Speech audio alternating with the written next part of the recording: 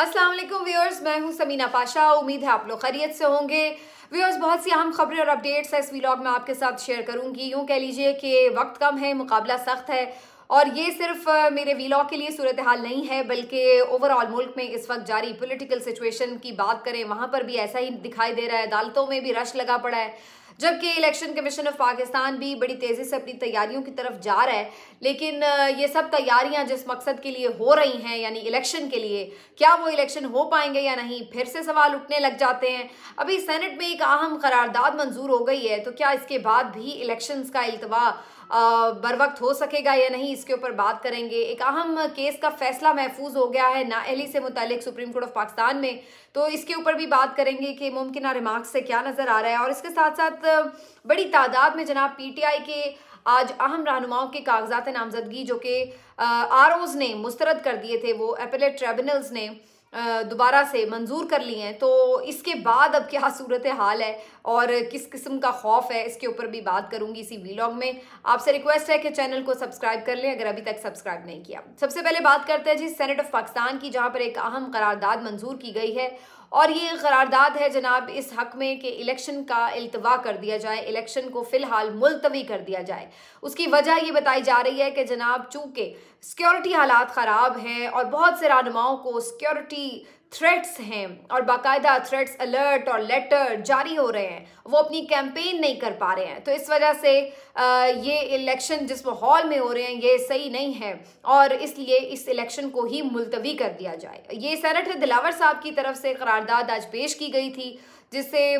जो है कसरत राय से मंजूर कर लिया गया। लेकिन कसरत राय का लफ्ज़ तो मैं इस्तेमाल कर रही हूँ, सिर्फ 14 लोग थे, 14 सेनेटर्स थे जो इस वक्त मौजूद थे ऐवान में जिन्होंने ये करारदाद मंजूर की है। दूसरी बात यह है कि पीएमएलएन की तरफ से बज़ाहिर इसकी मुखालफत भी की गई है। सेनेटर अफनानुल्लाह साहब वहाँ पर मौजूद थे, उन्होंने इसकी मुखालफत भी की। लेकिन हकीकत यही है कि इस वक्त पीएमएलएन भी खुद शायद ये चाहती है कि इलेक्शन जो है वो इल्तवा का शिकार हो, शायद का यकीनी तौर पर, क्योंकि उन्हें भी नज़र आ रहा है कि इस वक्त इलेक्शन होना उनकी सियासी मौत है तकरीबन, क्योंकि हर तरह की सेटलमेंट के बावजूद भी कहीं से ये रिपोर्ट नहीं आ रही है कि वो इलेक्शन जीतने में कामयाब हो सकते हैं या हुकूमत बनाने में कामयाब हो सकते हैं। तो इस सूरत हाल में अंदर से तो उनका भी दिल खुशी होगा कि अगर इलेक्शन मुलतवी हो जाए, लेकिन बज़ाहिर उन्होंने सेनेट में इस करारदाद की मुखालफत ज़रूर की है।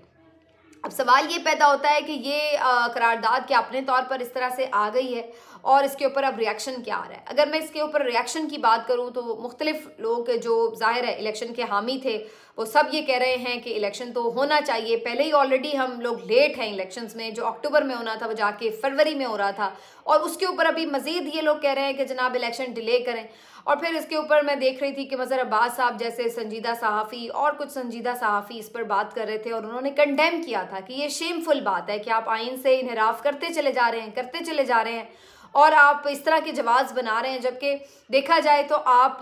इससे पहले देख सकते हैं कि 2013 में क्या हालात थे, उस वक्त भी तो इलेक्शंस हुए थे, उस वक्त तो दहशतगर्दी बहुत ज़्यादा थी मुल्क में। आज तो अल्हम्दुलिल्लाह उसकी निस्बत बड़ी कम सूरत हाल है, लेकिन इसके बावजूद भी सिर्फ जवाब बनाया जा रहा है, बहाना बनाया जा रहा है। और इसी तरीके से दूसरी तरफ कामरान खान साहब हमेशा, जो कि ऐसा लगता है कि इस्टेब्लिशमेंट के मौक़िफ़ की करीब तर हिमायत रखते हैं, उनकी तरफ से फ़ौरन आया कि जी ये बड़ी ज़बरदस्त चीज़ है, बिल्कुल जी कोई माहौल नहीं है इस वक्त इलेक्शन का, तो इलेक्शन ही नहीं होने चाहिए। बात यह है कि इलेक्शन होना एक आइनी तकाज़ा है और माहौल तो बनाया जा सकता है, उसमें कोई जानबूझ के माहौल अगर कोई ख़राब कर रहा है तो असल बात तो ये कि उसकी बेखनी की जाए कि माहौल क्यों ख़राब किया जा रहा है, क्यों हम इस वक्त देख रहे हैं कि एक खौफ का माहौल बनाया गया है, एक पार्टी को आउट करने की कोशिश की जा रही है, क्यों पुलिस को एक पुलिस स्टेट बना दिया गया है, क्यों आरओज इतने बल्क में लोगों के कागजात मुस्तरद कर रहे थे और इतने फजूल किस्म के बहानों के ऊपर मुस्तरद कर रहे थे कि जो अपीलेट ट्रिब्यूनल्स में ठहर ही नहीं पाए और चंद घंटों के अंदर उनके फैसले हो रहे हैं। और मजबूरन जो अपीलेट ट्रिब्यूनल्स में जज साहिबान हैं वो हैरान परेशान भी हैं, एक तो कागजात मंजूर भी कर रहे हैं और उनके रिमार्क्स अगर आप सुने तो आपको हैरानी होगी देख के कि वो क्या सोच रहे हैं कि ये किस किस्म के आरओज हैं, कितने नाअहल हैं, निकम्मे किस्म के लोग हैं जिनको बुनियादी चीज़ों का ही नहीं पता और छोटी छोटी चीज़ों के ऊपर बिला वजह कागजात मुस्तरद किए हुए हैं। शोएब शाहीन साहब के मामले में तो आज ये तक हुआ कि उन्होंने कहा कि भाई ये तो ऐसे एतराज़ात है कि अगर आप वहीं पे पूछ लेते सिर्फ उम्मीदवार से तो क्लियर हो जाता मामला, उसके ऊपर आपने कागजात ही मुस्तरद मुस्तरद कर दी हैं। तो शुएब शाहीन साहब ने बताया कि मैंने तो पूछा कि भाई कोई मसला तो नहीं है, तो उन्होंने उस वक्त कहा कि जी कोई मसला नहीं है। तो इस पर जो जस्टिस अरबाब ताहिर साहब हैं उन्होंने बड़े ज़बरदस्त रिमार्क्स दिए, जिसपे सब कहका लगाने लगे कि उन्हें भी फिर बाद में मौसूल हुए होंगे कि क्या एतराज़ात हैं। तो ये तो हाल है, जजेस को भी पता है कि अंदर खाते हो क्या रहा है, आरओज़ कहाँ से अहकामात ले रहे हैं, और क्या उन्होंने जो ये कागजात मुस्तरद किए थे ये जेन्युइनली कुछ इश्यूज़ थे जिनके ऊपर मुस्तरद किए थे, या फिर उन्हें जिस तरह से हुक्म आया तो उन्होंने उसके ऊपर अमल दरामद कर दिया। तो अब तो यही सूरत हाल लग रही है, क्योंकि ये फैसले ठहर नहीं पाए एपेलेट ट्राइब्यूनल्स में। अगर मैं आपको बताऊँ तो सबसे पहले जो आज पीटीआई के लिए अच्छी खबर थी वो शाह महमूद कुरैशी साहब और उनके साहबजादे के जो कागजात नामजदगी थे वो मंजूर हुए। फिर जुल्फी बुखारी साहब के कागजात मंजूर हो गए, लतासत सत्ती साहब के कागजात मंजूर हुए, शौकत बसरा और उनकी अहलिया के भी, नईम पंजोता साहब के सरगोदा से कागजात मंजूर हो गए, आतिफ खान साहब के जो केपी से पाकिस्तान तहरीक इंसाफ के साबिक सूबाई वजीर रह चुके हैं उनके कागजात मंजूर हुए। और इसके साथ साथ खैर पीटीआई की तरफ से तो पता नहीं इन्होंने लड़ना है या नहीं, लेकिन फवाद चौधरी साहब के भी कागजात जो हैं वो जेएलएम के हलकों से मंजूर हो गए हैं। तो इस तरह बड़े बड़ी अहम शख्सियात और भी आ रहे हैं, नाम थ्रू आउट आते चले जा रहे हैं कि जिनके कागजात मंजूर हो चुके हैं या हो रहे हैं, या कुछ 1-2 दिनों में सबके फैसले हो जाएंगे। और कभी इम्कान है कि 90 से 95% जो कागजात मुस्तरद हुए थे उनको मंजूर करना पड़ेगा अपेलेट ट्राइब्यूनल्स में, क्योंकि उनके खिलाफ बाकायदा कोई ऐसे हैं नहीं मामलात जिनके ऊपर कागजात को रोका जा सके। तो अब ये सारी सूरत हाल है जिसके ऊपर सबको तशवीश भी है, परेशानी भी, कि हर मौके पे हर जगह पर रोक तो रहे हैं रास्ता, लेकिन वो लोग लड़ रहे हैं, अपना रास्ता बनाते चले जा रहे हैं और अल्टीमेटली वो इलेक्शन की तरफ जाते चले जा रहे हैं। अब इस मामले को रोकना कैसे है, क्योंकि पहले तो ये कहा जा रहा था खौफ ऐसा होगा कि कोई इनकी टिकट नहीं लेगा आगे,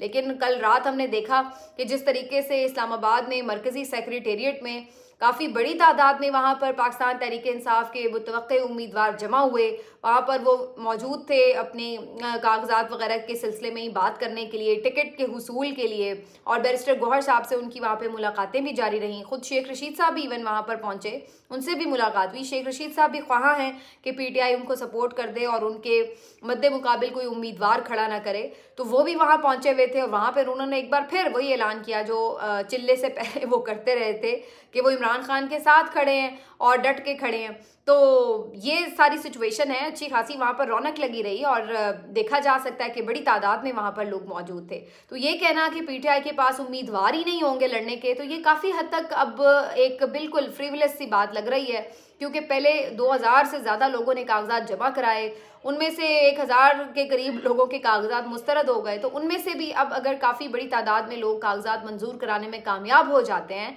तो मतलब ये हुआ कि पाकिस्तान तहरीक इंसाफ के पास तमाम ही हलकों में, पाकिस्तान की सूबाई असम्बलियों में भी और कौमी असम्बली में भी ऑलमोस्ट तमाम हलकों पर उम्मीदवार मौजूद हैं। और अगर आप उनकी फर्स्ट प्रायोरिटी को ख़त्म भी कर देते तो उनके पास सेकंड और थर्ड चॉइस के लोग भी मौजूद थे। तो पीटीआई तो फिर इसका मतलब है जो आप ये सोच रहे थे कि तोड़ दी गई, ख़त्म कर दी गई, वो वाली सूरत हाल जो है वो तो इस वक्त नज़र नहीं आ रही है।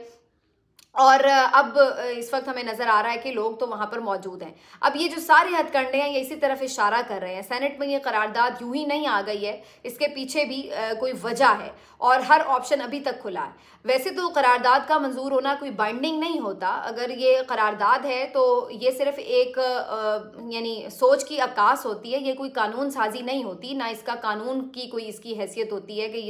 इसके ऊपर अमल करना कोई लाजिम है हर किसी के ऊपर। तो ये सिर्फ एक ख्वाहिश का इजहार किया गया सेनेट की तरफ से, लेकिन ये ख्वाहिश इतनी मासूम ख्वाहिश नहीं है। ये बुनियादी तौर पर अगेन ग्राउंड बनाया जा रहा है कि जनाब ये जो इल्तवा है इलेक्शन का ये बड़ा ज़रूरी है। और आप देख सकते हैं कि अगर आने वाले दिनों में फिर भी अगर इसके, अब क्योंकि अभी इब्तदाई जो रद्द-ए-अमल आया इलेक्शन कमीशन का वो यही है कि जनाब इलेक्शन तो होंगे 8 फरवरी को ही, करारदाद भले आती है तो आते फिरे, लेकिन क्या इसको हम यहीं पर रुका हुआ समझे मामले को या आगे चलेगा, क्योंकि इस बात की बहुत ज़्यादा गूंज सुनाई दे रही है कि अभी तक सब खौफजदा हैं कि बल्ला लेने के बावजूद, के तमाम तर हरबे करने के बावजूद इमरान खान साहब की जो मकबूलियत है, पीटीआई की जो मकबूलियत है, उसका तोड़ नहीं निकल रहा है। अभी मोहम्मद मालिक साहब का मैं एक देख रही थी बयान जिसमें उन्होंने ये बात कही हुई है कि इवन लाहौर से, जो कि PMLN का गढ़ है, जहाँ उनका घर है, वहां से भी उनको ये बता दिया गया है कि 3 से ज्यादा नशिस्तें बड़ी मुश्किल वो भी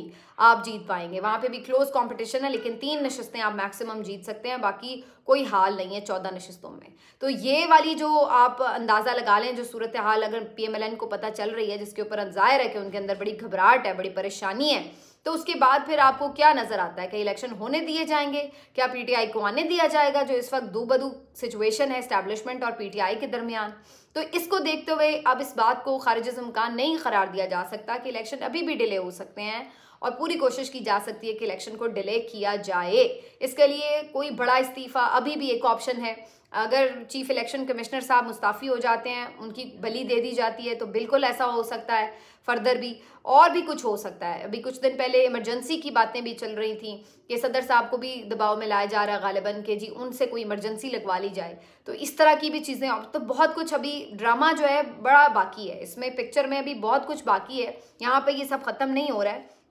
और इसमें अभी काफ़ी चीज़ें आपको मज़ीद ड्रामे में ट्विस्ट होते नज़र आ रहे होंगे। इसके साथ साथ जनाब आपको मैं ये बता दूं कि ये जो सारा कुछ हो रहा है, ऐसा नहीं है कि ये सब आइसोलेशन में हो रहा है और किसी को पता नहीं चल रहा है। इमरान खान साहब ने जो इसके ऊपर एक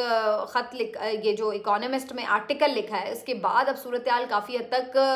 बहुत हद तक बाहर तक वाजे हो चुकी है। और आज हमने देखा कि स्टेट डिपार्टमेंट की तरफ से जो मुख्तलिफ प्रेस ब्रीफिंग दी जाती है हफ्तावार, उसमें सवालात हुए, सहाफ़ियों ने पूछा कि भाई इस किस्म के यहाँ पर रिग्ड इलेक्शन हो रहे हैं। जाहिर है जवाब उनका मैटर नहीं करता, वो तो उन्होंने यही कहना है, वो ये थोड़ी कहेंगे कि हाँ भाई हमने गिराई हुकूमत और हम नहीं चाहते कि इमरान खान दोबारा इक़्तिदार में आए, तो जाहिर है वो ये तो नहीं बोलेंगे। तो जब उनसे ये पूछा गया कि इमरान खान ने फिर आप पे इल्ज़ाम लगाया, तो उन्होंने कहा नहीं जी हम बेसलेस ही कह सकते हैं इसको। और फिर जब उन्होंने इलेक्शंस के हवाले से कहा, तो उन्होंने बताया कि भाई इस तरीके की वीडियोस देखी जा रही हैं कि किस तरह लोगों के कागजात छीने गए हैं, उनके रास्ते रोके जा रहे हैं, तो किस तरह के ये इलेक्शन हो रहे हैं। इसके ऊपर PTI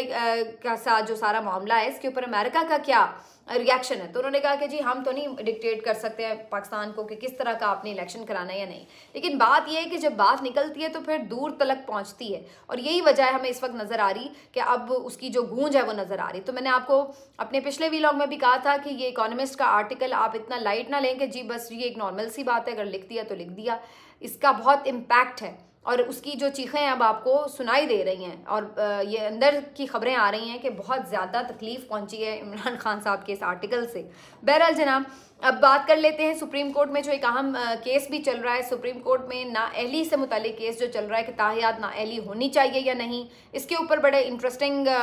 सारे हम कमेंट्स देखते रहे जज साहिबान के। चीफ जस्टिस काजी फायज़ ईसा साहब के बारे में मैं पहले ही कह चुकी हूँ कि वो काफ़ी हद तक अपना जहन जो है उसका इजहार कर चुके हैं, और वो तो बिल्कुल भी इस नाअहली के हक़ में दिखाई नहीं देते कि ताहियात बैन हो, और वो बार बार पूरे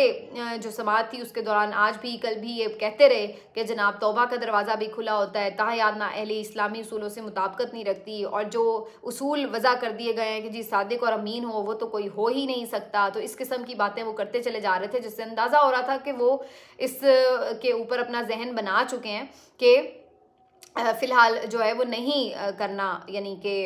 इसको नाअहली को बरकरार नहीं रखना ताहियात। दूसरी तरफ कुछ अहम क्वेश्चंस उठाते रहे हैं बाकी जज साहिबान भी, और फिर जो अदालती मुआविन मुकर्रर किए गए थे उनकी तरफ से भी। एक तो सबसे वैलिड क्वेश्चन ये है कि ये एक आइनी तरमीम है, तो इसको सिर्फ एक आइनी तरमीम के ज़रिए ख़त्म किया जा सकता है। सिर्फ पार्लियामेंट ही इसके ऊपर कोई हतमी फ़ैसला कर सकती है, कानून साजी कर सकती है, ये नहीं कि आप सादा अक्सरियत से या फिर सुप्रीम कोर्ट की तशरीह से इसके ऊपर कोई फ़ैसला कर लें। दूसरी जो इसमें इंपॉर्टेंट बात है वो ये कि फिर इस तरीके से तो आप एक खुली छूट दे रहे हैं कि जी ठीक है जिसने जो भी किया हो उस सब के लिए तौबा के दरवाजे फिर आप खोल दें, फिर जेलों के दरवाजे भी खोल दें, सब तौबा कर लें। और फिर इसमें तीसरा सवाल ये भी है कि तौबा तो तब होती है जब कोई पहले अपनी गलती तस्लीम करे, जब कोई माने ही ना कि उसने कोई कसूर किया है तो वो क्या तौबा करेगा। तो बहुत इसके ऊपर आर्ग्यूमेंट्स हो रहे हैं, लेकिन अल्टीमेटली फ़ैसला महफूज कर लिया है चीफ जस्टिस काजी फायज़ ईसा साहब ने, और अभी उन्होंने आज तो नहीं सुनाना, लेकिन वो कह रहे हैं कि जल्द सुना देंगे। और मीनवाइल उनको ये पता भी चल चुका है कि सेनेट में भी एक करारदाद ऐसी जो है वो मंजूर हो चुकी है इलेक्शन के इल्तवा से मुतालिक। तो अब जो आने वाले दिन है वो बड़े इंपॉर्टेंट हैं कि ये क्या वाकई ही इलेक्शन इसी तरफ जा रहे हैं, क्योंकि अगर इनकी नवाज शरीफ साहब की नाअहली ख़त्म होती है तो इससे तो एक जो रुकावट थी उनकी वो तो दूर हो जाएगी, जो कि मुझे लग रहा है कि अल्टीमेटली यही फैसला आएगा। लेकिन ये बड़ा अजीबोगरीब फैसला होगा। ये भी बहुत से फैसलों की तरह शायद एक कॉन्ट्रोवर्शियल फैसला ही तारीख में रह जाए, क्योंकि अगर अदालत अपने तौर पर तय कर देती है तो ये तो फिर अगेन आइन को रीराइट करने वाली बात होती है, जो कि जस्टिस अता बंदयाल साहब के ऊपर भी यही इल्ज़ाम लगता है कि जी उन्होंने आइन को रीराइट कर लिया, उसकी तशरीह नहीं की। तो ये इल्ज़ाम फिर चीफ जस्टिस काजी फायज़ीसा साहब पे भी लगेगा कि भाई आपने अपने तौर पे कैसे डिसाइड कर लिया कि ये इसका मतलब ये नहीं है, इसका मतलब ये है। तो ये अब बहरहाल देखते हैं कि जी क्या इसके ऊपर निकलता है। लेकिन दो छोटी छोटी खबरें मैं आपके साथ और शेयर कर दूं। एक तो जनाब मखदूम शहाबुद्दीन साहब, जो कि एक अहम यंग जर्नलिस्ट हैं और व्लॉगर भी हैं, और पीटीआई को काफ़ी ज़्यादा हमें नज़र आता है कि शुरू से ही लाइक भी करते हैं और उनके लिए काफ़ी सपोर्टिव भी रहे हैं। उनकी तरफ से भी कागजात जमा कराए गए थे, तो उनके कागजात मंजूर हो गए हैं फाइनली सरगोदा से, और बज़ाहिर ये लग रहा है कि वो भी पीटीआई के टिकट के ख्वाह हैं। देखते हैं उन्हें टिकट मिलता है या नहीं, लेकिन ये अच्छी एक डेवलपमेंट है उनके लिए कि जनाब कागजात उनके मंजूर हो गए हैं, तो कभी इम्कान है कि वो पीटीआई के टिकट पर इलेक्शन भी लड़े। और दूसरी तरफ एक और इम्पॉर्टेंट बात ये है कि आज एक मैं छोटा सा क्लिप देख रही थी, नदीम मलिक साहब जो समा में आजकल सर्वे कर रहे हैं, तो वो लाहौर भी पहुंचे हुए थे, भज्जे के सिरी पाए पे वो पहुंचे, और वहाँ जाके उन्होंने उनसे भी पूछा तो कि भाई आप किससे वोट करने जा रहे हैं इलेक्शन में, तो उन्होंने बताया कि जी वो नून लीग को वोट करने जा रहे हैं इलेक्शन में। वैसे सिरी पाए और पायो और निहारी का वैसे ही नून लीग के साथ लोग करेक्शन बनाते रहते हैं, हालांकि ये मुझे भी बड़े पसंद है लेकिन उन्होंने कहा कि जी मैं नून लीग को वोट करूंगा। उसके बाद काफ़ी मैं देख रही थी ट्विटर पे भी काफ़ी इंटरेस्टिंग चल रही थी चीज़ें उनके बारे में कि जी बॉयकॉट कर दो फज्जे के पाए का, ये जो इमरान खान का नहीं है, हमने उनके पाए भी नहीं खाने, और इस तरह की वो एक जो थी कैंपेन चल रही थी। बहरहाल मेरा ख्याल है एक लाइटर नोट पे ज़ाहिर कैंपेन चल रही थी, इतनी सी बात पे क्या किसी का बॉयकॉट करना। लेकिन ये है कि ये अब आप देखिए कि यानी ये चीज़ें कितना लोग सीरियसली भी लेते हैं, और उसके ऊपर फिर एक फ़नी उसका एलिमेंट भी बन जाता है। लेकिन बहरहाल जी हम तो सिरी पाए तो हम खाएंगे वोट, हम जिसको मर्जी करें, लेकिन ये है कि उनका बेचारे का नुकसान आप लोग ना कर दीजिएगा जाके कि उनकी कारोबार ही ठप हो जाए। तो बहरहाल मिलते हैं आपसे अगले वीलॉग में, अपना ख्याल रखिए, अल्लाह हाफिज़।